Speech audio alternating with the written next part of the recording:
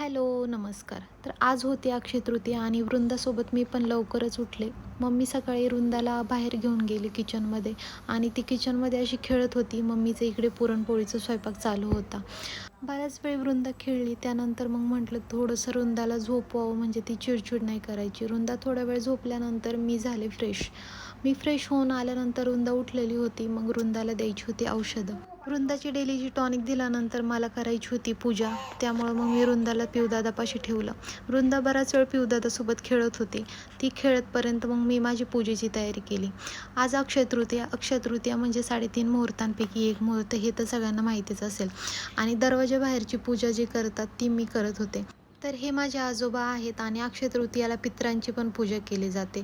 पितरांची पूजा म्हणजेच की गण वगैरे जेवू घालतात. बाबांचा फोटो साफ करून घेतला, त्याला हार घातला, गंध वगैरे लावून बाबांच्या फोटोची पूजा वगैरे केली. पूजा झाल्यानंतर मग मला करायचा होता नाश्ता. नाश्त्यासाठी बिस्किट आणि चहा घेतला आणि वृंदा बघा मस्त खेळत होती.